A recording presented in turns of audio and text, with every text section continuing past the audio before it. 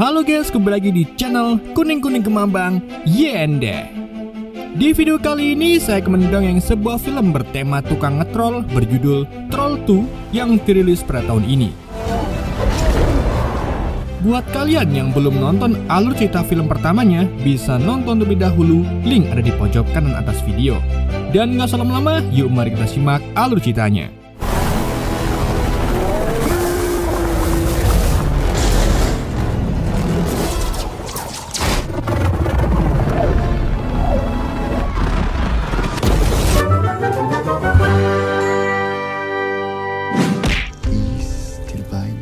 Pada zaman biyen banget, manusia dan para troll hidup bersama dalam damai dan harmonis.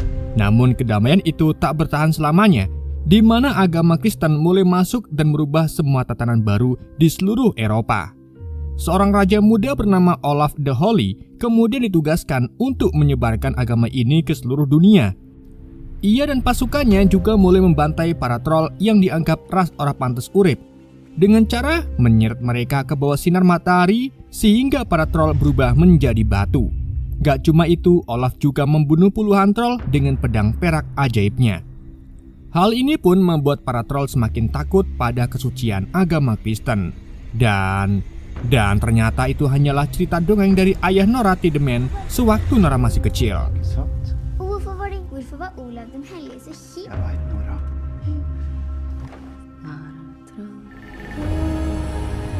Scene kemudian berpindah ke 30 tahun kemudian, tepatnya di Stenbudeland, Jotunheim, di mana seorang pria masuki sebuah rumah di tengah lembah bersalju. Tapi begitu masuk, ia secara tiba-tiba diserang oleh seorang wanita yang ternyata adalah Nora dewasa.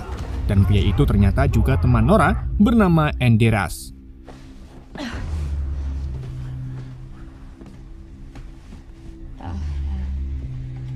Seperti yang kita ketahui kalau keduanya ini merupakan tim yang pernah menghadapi troll di film sebelumnya, atau tepatnya 3 tahun yang lalu.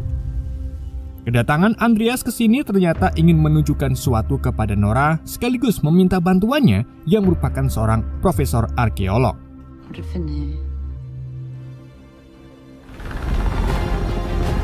Andreas kemudian membawa Nora naik helikopter dan pergi ke fasilitas pembangkit listrik di Vemork rujukan.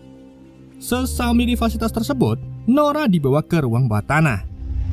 Dan disitulah Nora dibuat terkejut saat melihat sosok troll raksasa yang sedang berhibernasi dan sedang diteliti oleh Andreas beserta orang-orang dari pemerintah. Troll tersebut dinamai Jotun.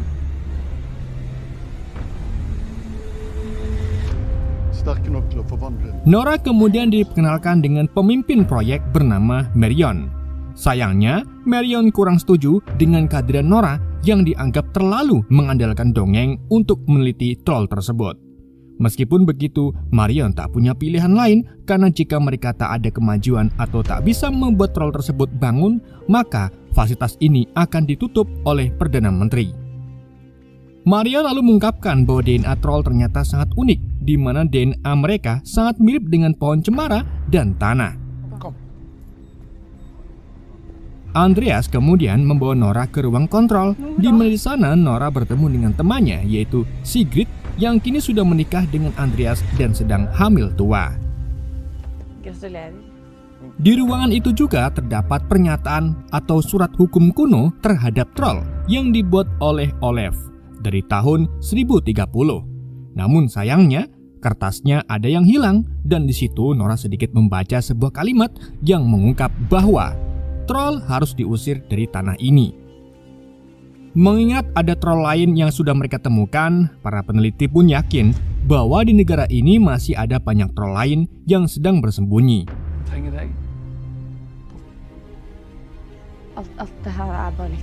Nora kemudian pura-pura kebelet ngising, namun bukannya ke WC, Nora malah menyelinap ke area terlarang dan mendekati wajah troll.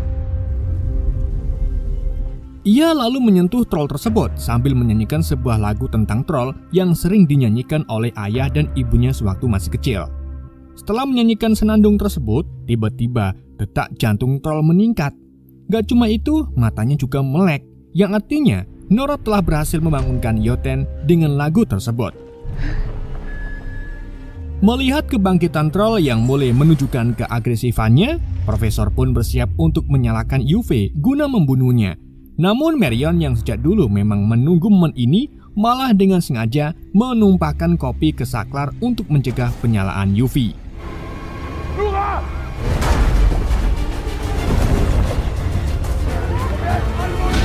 Troll yang suka ngetrollan kemudian memberontak.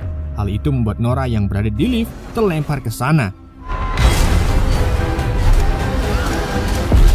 Andreas kemudian segera menyelamatkan Nora, sedangkan seorang profesor bernama Bagong mengambil sesuatu dari tabung kecil. Di saat itu juga, salah satu profesor mati terinjak oleh troll tersebut. Setelah itu, si Yoten meloloskan diri dari fasilitas dan pergi menuju ke dunia luar.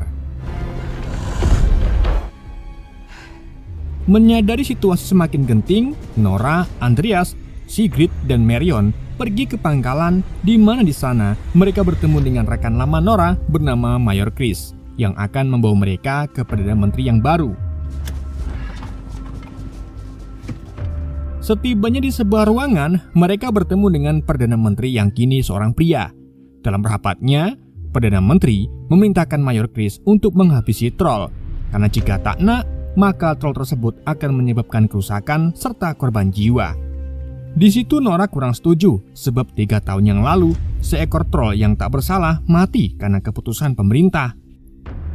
Namun, sang Perdana Menteri menyalahkan Nora lagi atas kematian saudaranya 3 tahun lalu dalam kecelakaan helikopter yang berkaitan dengan troll sebelumnya.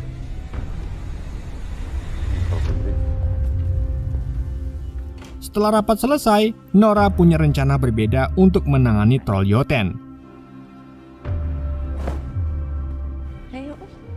Ia lalu meminta Chris untuk membawanya dalam misi. Chris awalnya menolak, tapi Nora mendesaknya dan akhirnya ia setuju, begitu pula dengan Andreas. Chris kemudian menunjukkan helikopter yang akan ia bawa, di mana heli itu sudah dilengkapi sinar UV sebagai senjata melawan Yoten. Di saat itu juga, Marion datang dan karena Chris kesemsem dengan kecantikan Marion, ia pun memperbolehkan Marion ikut ke dalam misinya.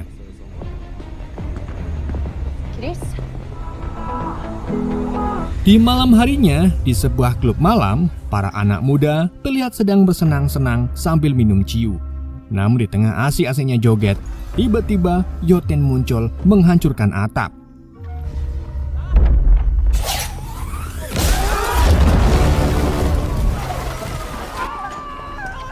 Bukannya pergi, para pemuda itu malah rekal-rekal di depan troll. Alhasil, troll itu pun mulai menyerang dengan memakan beberapa pemuda.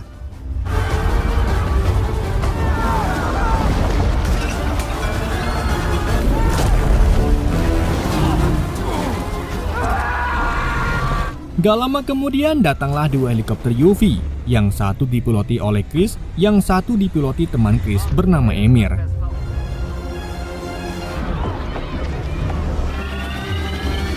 Keduanya kemudian mulai menyerang si Yoten dengan UV. Serangan itu berhasil melukai Yoten, namun Yoten tak tinggal diam. Ia mengambil tiang listrik dan melemparkan ke arah mereka, di mana serangan itu membuat helikopter Emir rusak dan jatuh, sehingga Emir pun tewas seketika.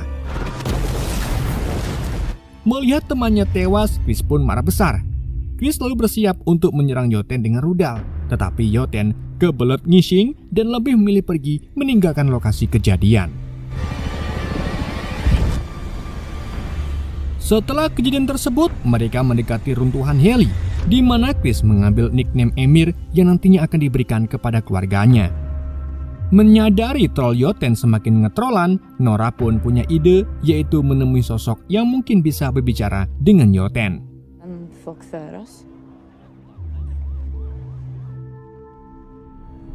Keesokan harinya, Nora membawa Chris, Marion, dan Andreas ke sebuah goa yang dulunya pernah digunakan sebagai perangkap kuno troll oleh Olaf. Menurut legenda, troll raja dulu hampir dibunuh di sini setelah anak troll diculik untuk memancingnya keluar dari goa.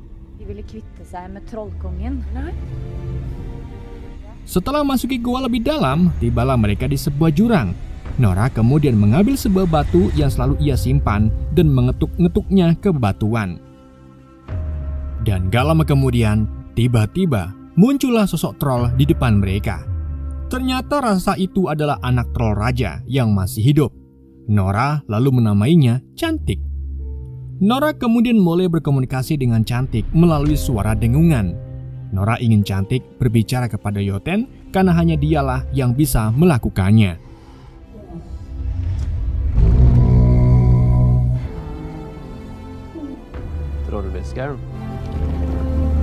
Singkat cerita, Nora dan cawan-cawan kemudian berada di daerah yang akan dilalui oleh Yoten. Begitu Yoten datang, si Cantik pun keluar dari persembunyiannya.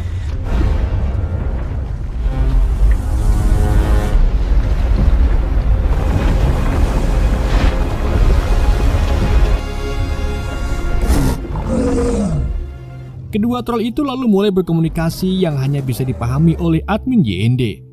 Dalam komunikasi itu, si Yoten menolak untuk berhenti membuat kehancuran. Ia juga dengan sengaja menginjak lapisan es sehingga lapisan itu mulai retak dan menjebloskan si Cantik ke dasar danau. Sementara Nora berhasil diselamatkan oleh Chris. Mereka lalu segera terbang menjauh tepat sebelum si Yoten menangkap mereka.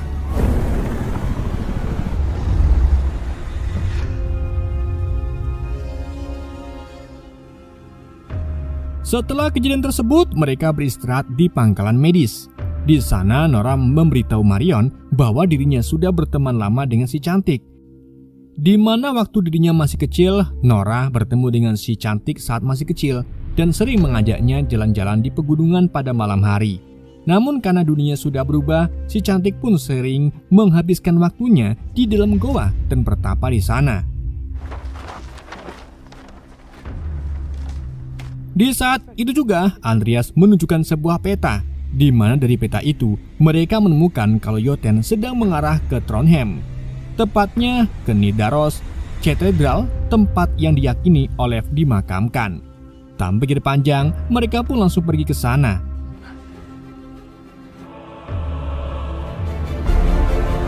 Sesampai di sana, mereka disambut penjaga katedral bernama Nenek. Nora lalu mengungkapkan alasannya datang ke sini, yaitu ingin mencari makam Olaf. Karena menurutnya, Yoten mungkin ingin balas dendam, itulah mengapa ia bakal ke sini. Namun, menurut keterangan si nenek, makam Olaf masih belum ditemukan sampai sekarang ini. Maka dari itu, kebetulan sekali si nenek meminta bantuan Nora untuk menemukan makam Olaf yang diduga tersembunyi di dalam ruang bawah tanah. Sesampai di ruang bawah tanah, mereka menemukan sebuah lukisan Olaf di dinding. Karena tak ada jalan lagi, Nora pun mulai putus asa untuk menemukan makam Olaf. Namun di saat itu juga, Andreas tak sengaja menjatuhkan potongan dinding, di mana potongan itu tepat di luka perut Olaf.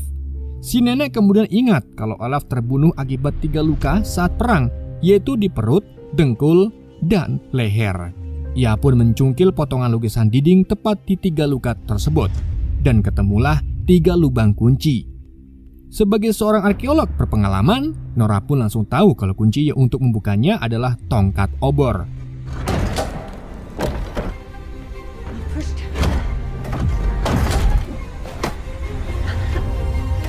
Mereka pun membuka dinding lukisan itu menggunakan obor, dan setelah terbuka, mereka akhirnya menemukan makam Olaf yang ternyata selama ini ada di balik lukisan dinding.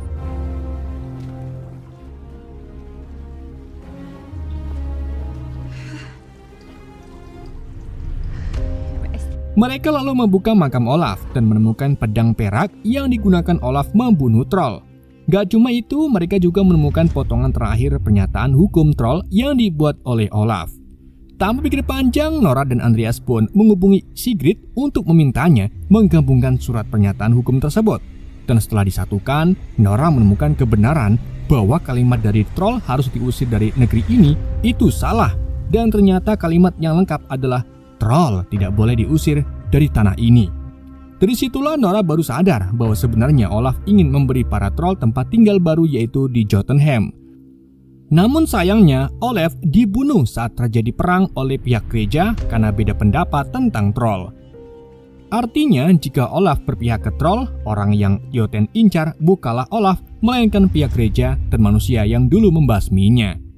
Setelah menyadari semua itu, Nora dan cawan-cawan pun mulai merencanakan cara untuk mengalahkan si Yoten. Dan melalui catatan yang dibuat oleh ayah Nora dulu, Nora menemukan bahwa kelemahan troll adalah air suci. Si nenek pun memberitahu kalau seminggu yang lalu dirinya baru saja menemukan sebuah sumur mata air suci sakral yang dulu dibuat oleh Olaf. Tak pikir panjang, mereka pun berencana menggunakan air tersebut untuk melawan Yoten. Litt mer vann enn det som er oppi den plaskeballen der.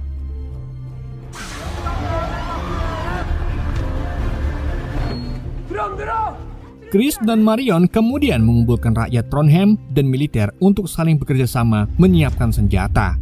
Mereka lalu berbondong-bondong ngangsu banyu, yang mana air suci itu dimasukkan ke dalam berbagai amunisi dan juga dijadikan sebagai bahan peledak.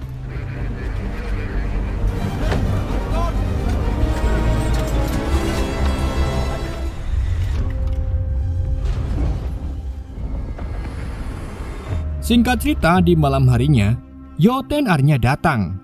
Andreas dan si nenek yang berada di atas menara kemudian membunyikan lonceng untuk mengganggu pendengaran Yoten. Begitu Yoten menutupi kuping, Chris langsung memerintahkan pasukannya untuk menembaki Yoten dengan amunisi air suci.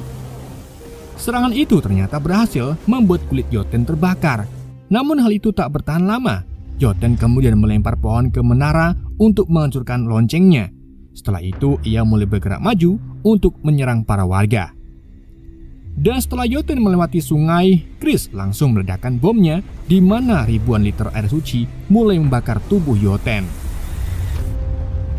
Tetapi ternyata tetap saja keampuhan air suci tak bertahan lama di tubuh Yoten. Bersamaan dengan itu terdengar suara raungan. Ternyata suara itu berasal dari si cantik yang datang untuk melawan Yoten. Dan terjadilah pertarungan antara si cantik dan tukang ngetrol. Sayangnya, si cantik yang belum membeli War Axe kewalahan dan berakhir dihajar habis-habisan oleh si Yoten. Sementara itu, Marion memberitahu Chris bahwa satu-satunya cara membunuh Yoten adalah memasukkan bom air suci langsung ke mulut Yoten. Tanpa pikir panjang, Chris dan Andreas pun mengambil satu-satunya galon air suci untuk diterbangkan ke atas Yoten. Sedangkan Nora dan Marion membantu si cantik dengan menembaki Yoten.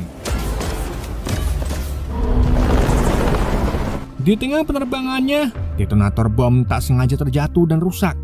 Chris pun berkata bahwa bom di galon itu hanya bisa diledakkan dengan cara manual, yaitu menggunakan granat. Artinya seseorang harus melompat dan menarik pin tepat sebelum masuk ke mulut Yoten.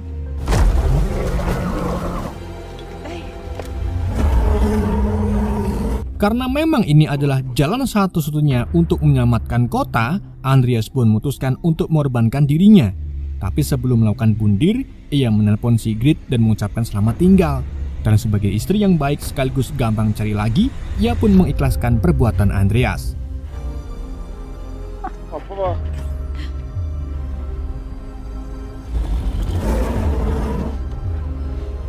Chris kemudian mendekatkan helikopternya tepat di atas Yoten.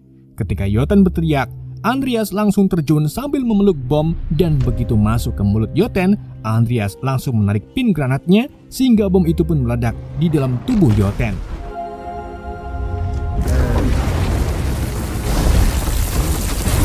Ledakan itu ternyata berhasil membuat Yoten terbakar sepenuhnya, dan sebelum Yoten mati total, si cantik mengambil jantung Yoten.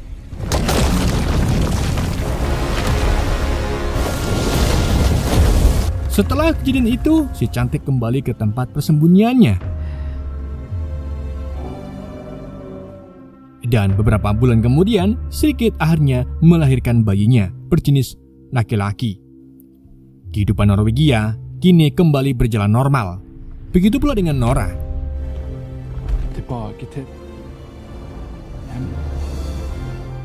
Di akhir kredit, kita diperlihatkan Profesor Bagong yang sedang telepon-teleponan dengan seorang jenderal, di mana profesor itu menyampaikan bahwa temuannya atau tabung kecil yang di awal film diambil olehnya menunjukkan hasil yang signifikan, dan ternyata temuannya itu adalah bayi troll kecil. Dan film pun bersambung. Oke guys, itulah alur cerita film Troll 2. Semoga kalian terhibur dengan alur cerita yang saya bawakan. Mohon maaf jika ada kesalahan dalam penyampaiannya ataupun penyebutan nama. Sekian dari YND, sampai jumpa di video berikutnya.